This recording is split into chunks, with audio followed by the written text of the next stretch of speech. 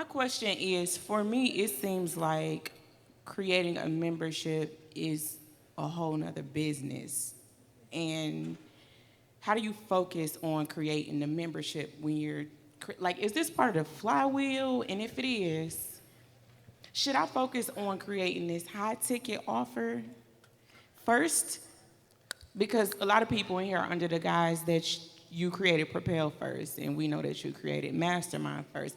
Would it be more beneficial for me to focus in on creating a high ticket offer and then focusing on the Well, Propel-ish? I'll tell you this, right? Really, Mastermind funds is recurring revenue too, because most people make payments on it. Right. So Propel ain't caught the monthly recurring for our Mastermind.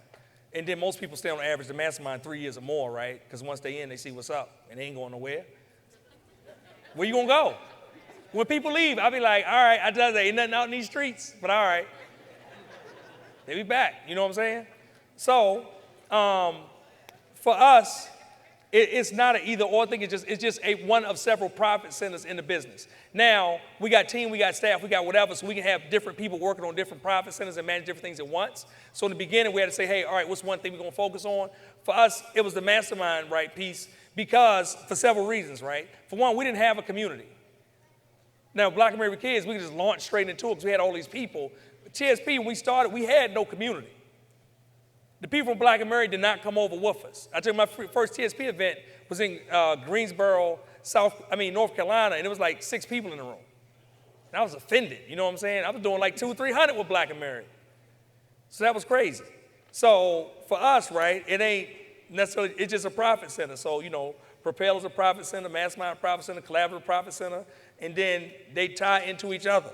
So it is, you know, essentially, right, it's part of our flywheel. The more people we get into Propel, the more people we get into Mastermind. So somebody with less staff, it would be more beneficial for them to start at like a mastermind type level.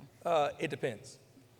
You, It just we're depends, not on right? a Wednesday night call. It depends. What does it depend on? I mean, for you need to raise your prices. We already know this. We already had this conversation. Fine. You know this.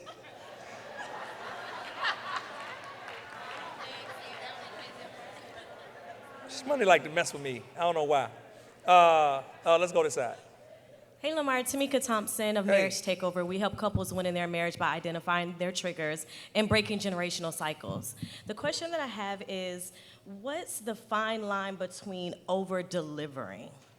So we have, in our challenges, we over-deliver. And when we do that, we don't bring people into our membership because there's so much transformation with our couples that they're like, we're good, we'll just stay in the free group, and when y'all pop up every week, we'll get all you got. Yeah, so two quick things I say is one, you have to be selling them that whatever you getting down here, they not getting here. So some people like, don't teach them nothing, don't show them nothing. Well, that ain't the truth, right? I teach people and tell people stuff all the time. Because you ain't never gonna get all that I got in the main TSP group. It ain't gonna happen, right?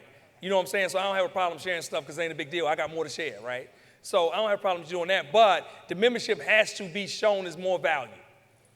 But here's the other thing, right? Because this is where I thought you was going. One of the other mistakes people make is if you have different tier products, like we got Propel, we got Mastermind, we got Collaborative, just in all honesty, right, I'm never going to let the Mastermind people feel like the Propel people are getting the same thing. Because there's no way I can make my $25,000 customer feel like somebody getting almost the same thing for $99 a month. So it's intentional things that we have to do, right? To say, hey, just being honest, like, you know, we can't cannibalize our business. But like I said, because of that price point too, I can't do like the mastermind. It actually costs a lot of money to run a mastermind. We got like 9 coaches in the mastermind on payroll. We got administrative staff on payroll. We got leadership, right? Over the programs on payroll. We ship out 200-300 boxes every quarter.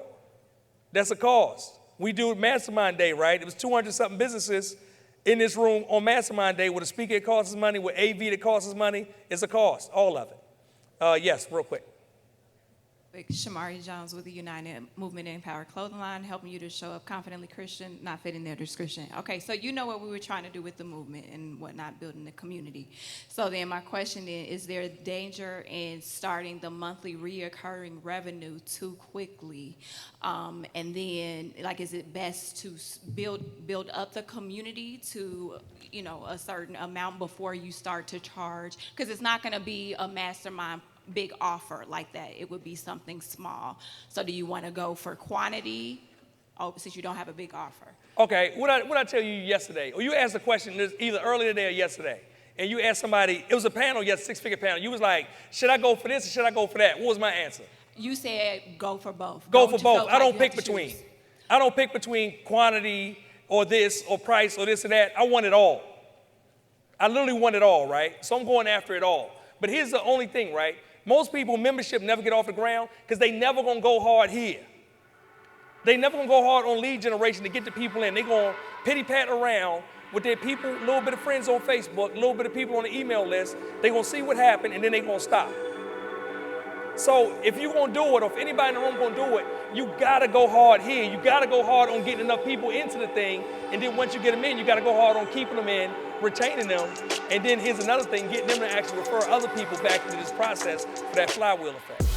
I hope you enjoyed today's show. We drop new episodes every single week. So make sure you subscribe and turn on notifications.